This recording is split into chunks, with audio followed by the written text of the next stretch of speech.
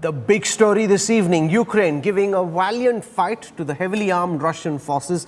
The Ukrainian president has refused to lay down arms despite being outnumbered by the Russian army. It's a David versus Goliath war. Russian forces more superior, their weapons more advanced, but the Ukrainians so far have been able to defend a lot of their land. Here is our lead story tonight.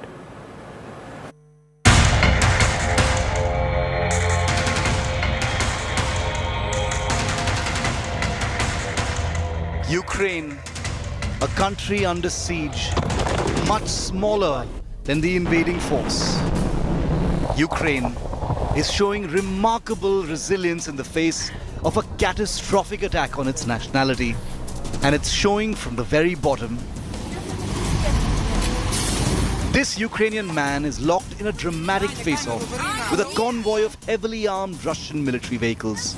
Mesmerizing images of the tank man standing his ground in the face of an extreme threat to his life, an image, as you can imagine, that has gone immediately and massively viral. Invoking immortal images of the 1989 Chinese Tiananmen Square face-off when a lone civilian stared down a column of tanks during violent suppression of pro-democracy protests.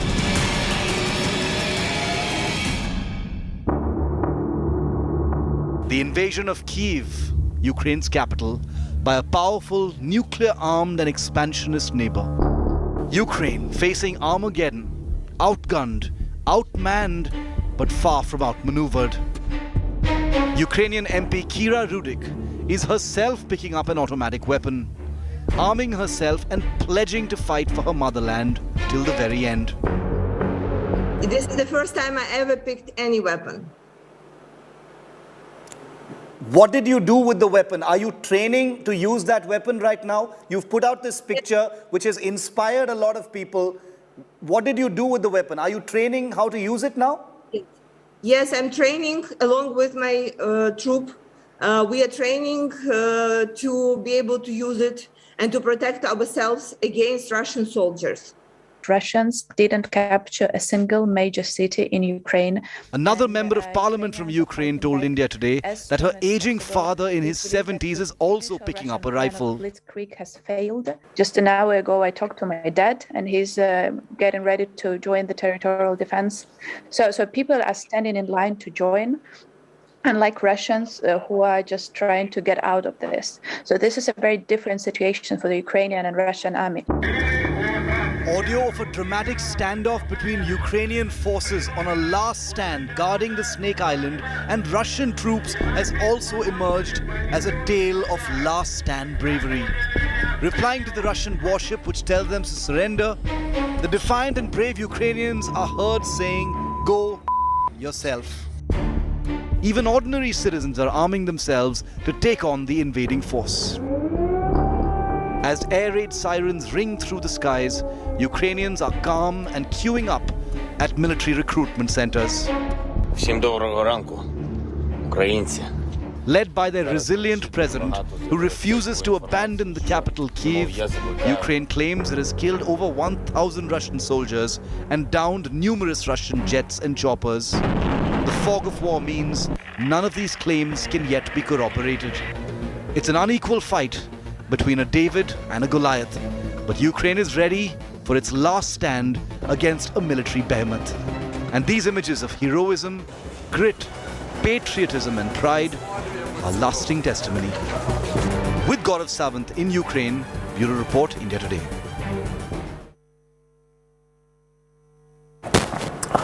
I want to go across now, live and exclusive, to the ambassador of Poland to India.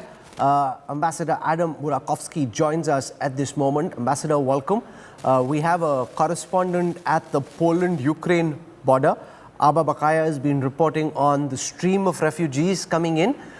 Given the significance of the Polish border with the Ukrainian landmass, can you give our viewers a sense of your government's understanding of the state of play in the Ukraine-Russia war and Poland's willingness to allow Ukrainians fleeing from Ukraine into your country? Russia made military aggression against the peaceful state of Ukraine. Poland condemns this act of aggression. All the other countries of European Union, the same. European Union, all the countries, Poland, and many other countries of the world condemn this aggression in most severe terms. By doing this, Russia excluded itself from the international community, and Russia now excluded itself also from many organizations because these, as you see as sanctions, these are not only sanctions, these are exclusions from many organizations, and also from some other things. Like, for example, yesterday Poland banned all Russian civilian aircraft from Polish airspace. Other European Union countries are following right now. This is our view. We are helping Ukraine. We stand with Ukraine. Ukraine is fighting for its independence against imperialistic Russian aggression. And we are helping them. We provide many things to Ukraine. We provide weapons. We provide other things. We also provide humanitarian help. Ambassador, can you give me a sense of Poland's willingness to allow Indians, especially students who are stuck in different parts of Ukraine, to leave the country and enter Poland and hopefully then come back to India? Are you working with the Ministry of External Affairs to try and facilitate that, sir? Yes, Poland is ready to help and already is helping Indians to come back to their country, because we know that several thousands of Indian students, they are escaping from Russian bullets, they are escaping from Russian bombs. And we want to help them, and we are helping them. This whole operation is coordinated by the Indian Embassy in Warsaw, with full cooperation and full facilitation from Polish authorities. So there is, if they go to Poland, they can return to India by special flights that will be organized. And but the details you should refer to the Indian Embassy of India in Warsaw and their social media, their website, because these details are changing, and you should be updated to see what is the latest news. And before going to the border, the people should contact the Indian Embassy in Warsaw.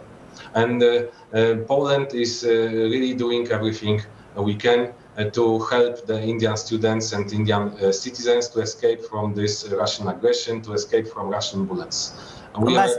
Ambassador Burakowski, deeply appreciate you joining us, and thank you for the effort you're making in trying to get Indians who are stuck in Ukraine out of the war zone. Thank you for your time, sir. I want to go across now to Dmitry Babich, a political analyst joining us from Moscow. There are conflicting reports on whether the Russian army has been able to execute its order of battle, the Orbat plan. Because from Ukraine, sir, we are hearing that the Ukrainian army and citizens staging quite a heroic pushback. So far, at least till this morning, Russia hadn't gone in all guns blazing, hadn't used the full might of their arsenal against Ukraine. Would you suggest that President Putin probably anticipated that the Ukrainian army would collapse a lot sooner than it actually has? No, I don't think so, because don't forget, Ukraine is a very big country.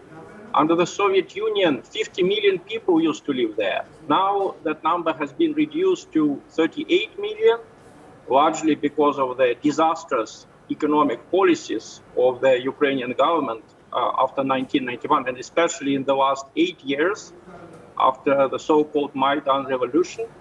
But if you look at the map, Russian troops have been progressing very rapidly, especially from Crimea.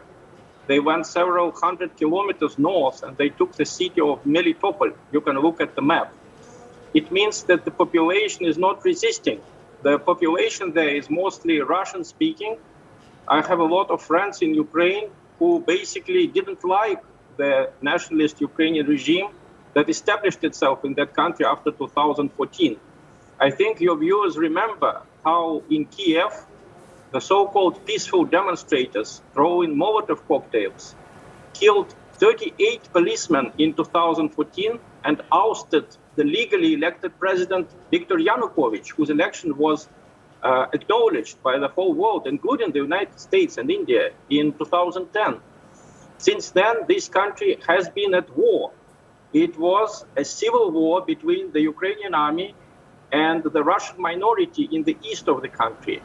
Now, President Putin decided, because Ukraine is obviously unable to proclaim its neutral status, it is basically under the influence of NATO and the United States. President Putin saw no other way but to change the government in Ukraine. Just yesterday, President Zelensky, the president of Ukraine, sent a very interesting message. He said that he was ready, I quote, to have negotiations with Russia on the neutral status of Ukraine. And President Putin responded immediately. He said, we are ready to send a delegation to Minsk, the Belarusian capital, to meet there, as we met before, and settle the conflict peacefully if you agree to be neutral. But then Mr. Zelensky did not repeat it. He just disappeared for 2 hours, and later he reappeared again, calling for resisting and not laying down weapons. Well, his country is under invasion from the Russian army, and therefore President Zelensky choosing to fight back rather than cave in. I want to go across to Ola Vorzubit, deputy editor. But then why did he talk about neutrality? You know, this is the problem. If he is indeed independent, if there are no Western curators behind him, why does he change his mind all the time? He talks about neutrality, then he talks about fighting. Obviously, Mr. Zelensky is not independent in his decisions. He is influenced by NATO and the United States. Let me get a word in from Kyiv as well. Ola Vorzubit joins us from the capital of Ukraine.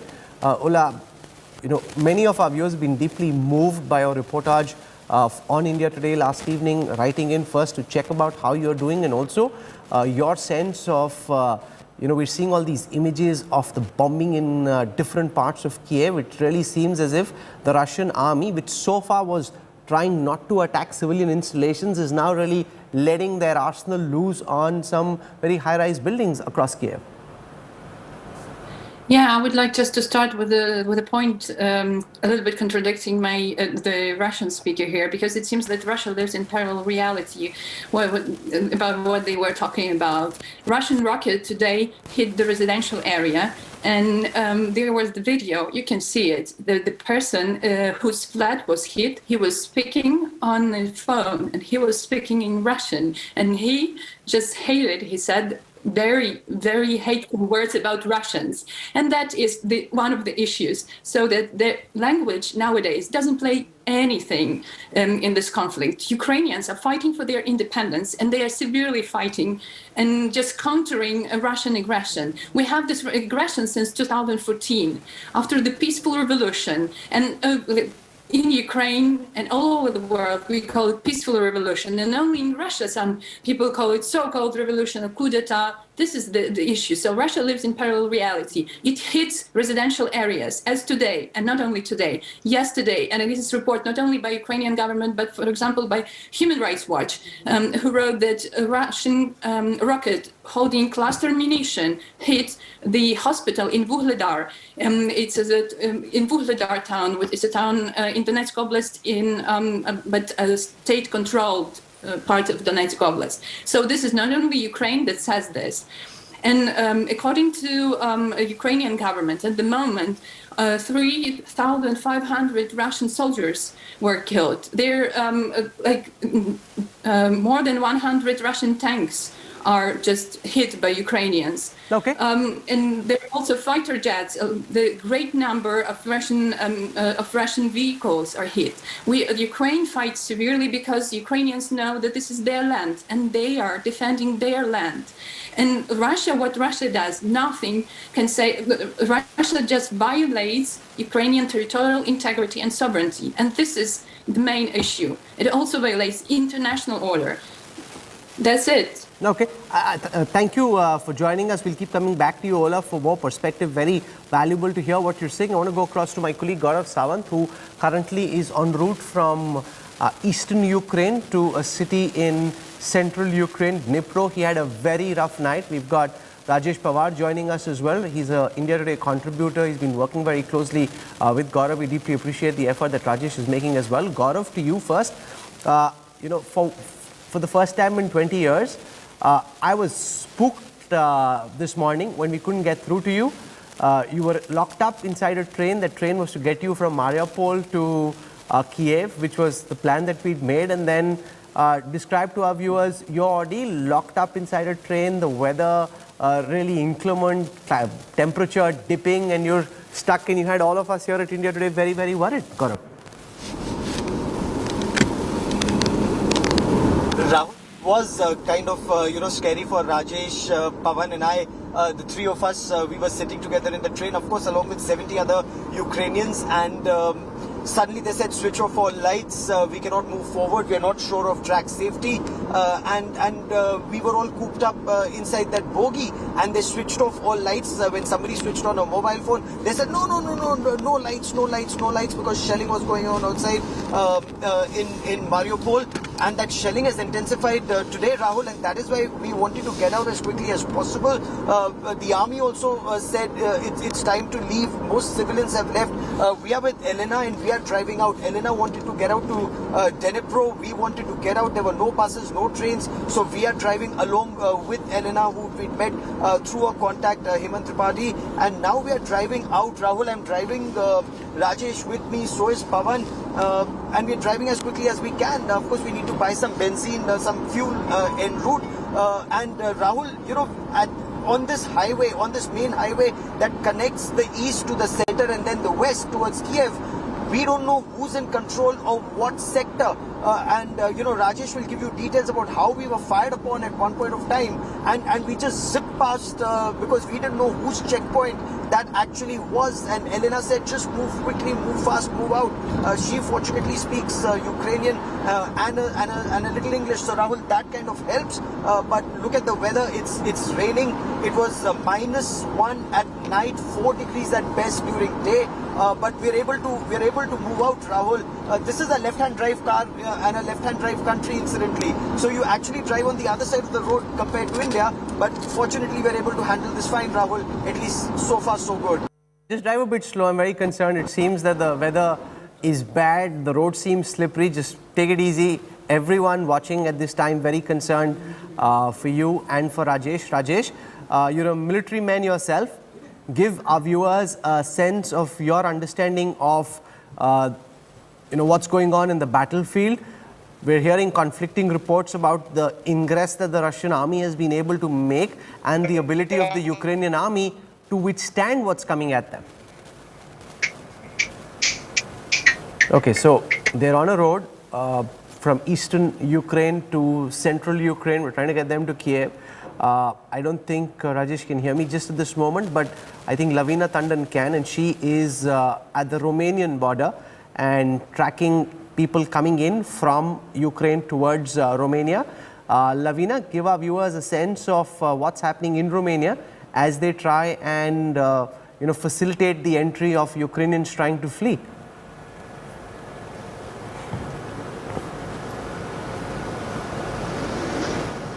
Where I am, Rahul, this is the airport, the Bucharest airport where I am, where 250 Indian students have just left for the security, and they will be flying back to Delhi. That is a huge relief, and this will bring to an end the Bucharest exodus or taking back of students. Now, as far as Ukrainians are concerned, I haven't met many on the ground here at the airport, but I have spoken to a lot of people who feel that there is so much of helplessness amongst them while crossing the border because they have their families here. Some of them are trying to make their way, to find some way to earn a living, get back to their families. At the same time, they're not able to cross the borders, and there is a lot of helplessness, basically, that these students have seen, that we have been seeing. I have been speaking to just a few Ukrainians who came and are making safe passage to the one lady I spoke to was making safe passage to Turkey. She was exhausted. She traveled a long way and was going to her sister just to be safe because shelling started in her part of the land where she lived. So there is a huge amount of helplessness, but there is also a sense of bravery. People want to come back and face this and not give up. But then there is a point where the helplessness sets in and hopelessness sets in. So there is a lot of hopelessness as well as to how one makes their way through to safety for the children as well. Not many Ukrainians have come to Bucharest to make their way, only a few.